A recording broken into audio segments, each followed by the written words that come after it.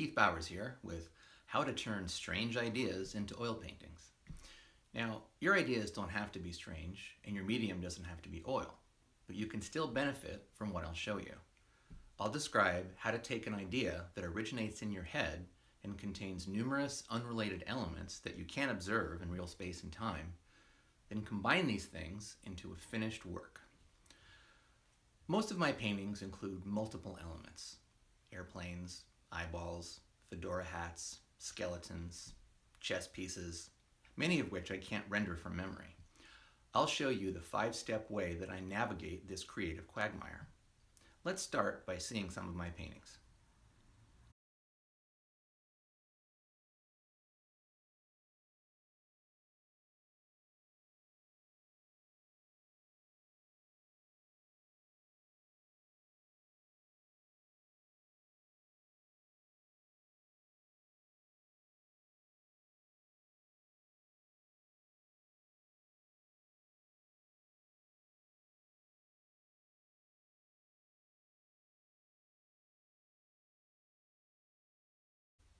To illustrate my process, I'll walk you through the 5 steps with a painting I completed in 2019 that I call Talk to the Hand. First, I make a rough sketch. Often, when an idea comes to me, I'll render a quick, rough drawing in this small sketchbook. Then I put the working title on a big dry erase board in my studio just so I don't forget it. Here's the rough drawing I did for Talk to the Hand.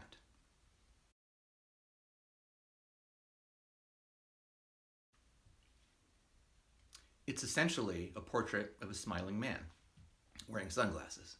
He's happy, welcoming, beaming a strong smile. But in his sunglasses, 2 hands give the back off signal. I like the contradiction here, and also the many possible interpretations.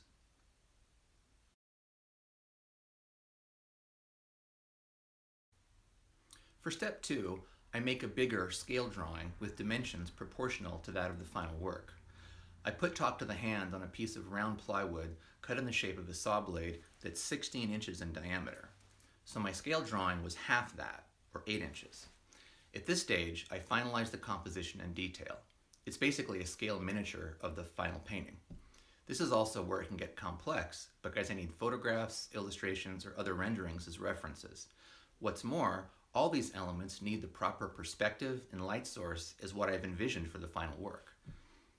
To find these images, I search the web for photographs, clip art, illustrations, or vectors. Here's the photo that I found as the model for Talk to the Hand.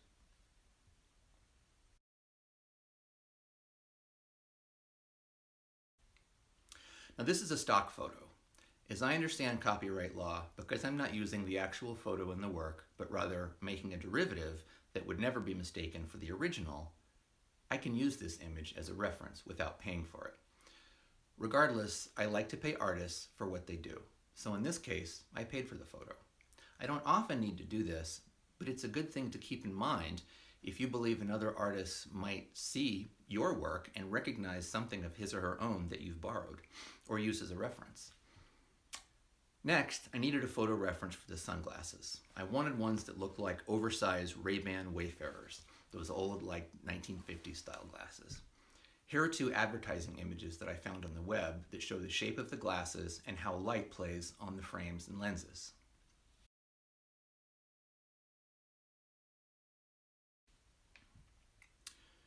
Using those references, I made an initial drawing. I then scanned it, reduced it in size, and put it inside an 8-inch circle to make the scale drawing. Here's that initial drawing and also the final scale drawing.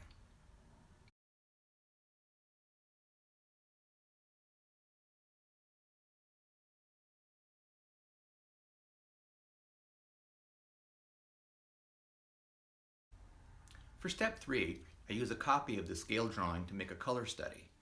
I choose colors for my paintings before I start them, and a color study shows me how my choices will work together. I use an acrylic wash to put the colors on the copy of the drawing. I started doing this about 3 years ago. Remember the painting from the opening sequence called Backseat Driver? The one with the skeleton in the backseat of the biplane?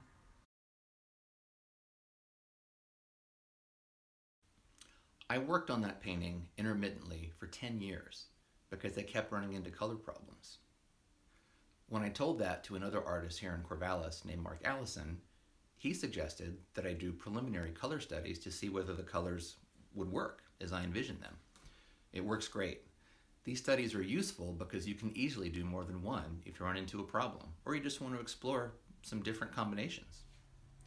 Here's my final color study for Talk to the Hand.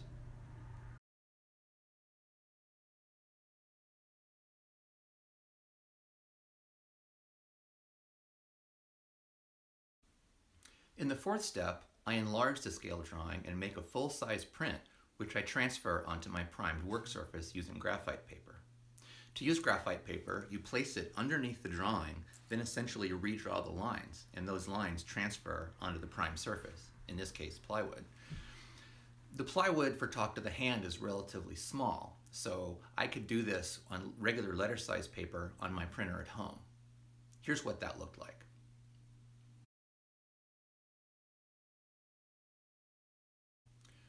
For larger works, the FedEx on 9th Street in Corvallis has a self-service large format printer.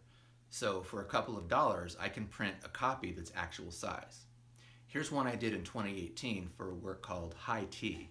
It's 22 by 28 inches.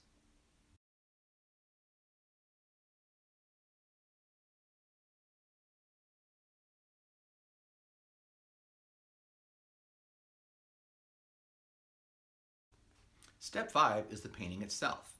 Once you transfer the line drawing, you can complete the painting. Here's the progress of Talk to the Hand in several stages.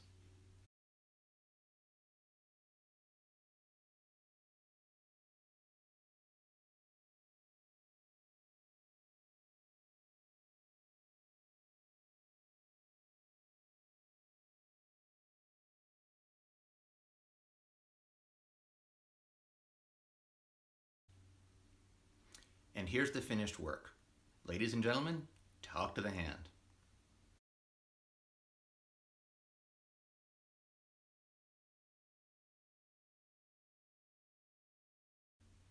So that's how I do it. Rough sketch, scale drawing, color study, full-size print and transfer, painting. When I'm done, I collect all the images in a manila folder and label it with the title of the painting. This way, in case I ever want to use these images again, I know right where to look. With this method, you can take an idea from your head that contains numerous unrelated elements and turn it into a painting. If you have any questions, contact me on my Instagram account, where I post photos of all my works in progress.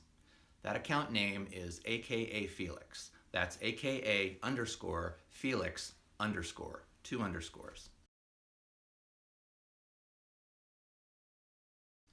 Thanks for watching. I hope you can adopt and adapt some of my methods to improve your art making and show people how strange the world really is.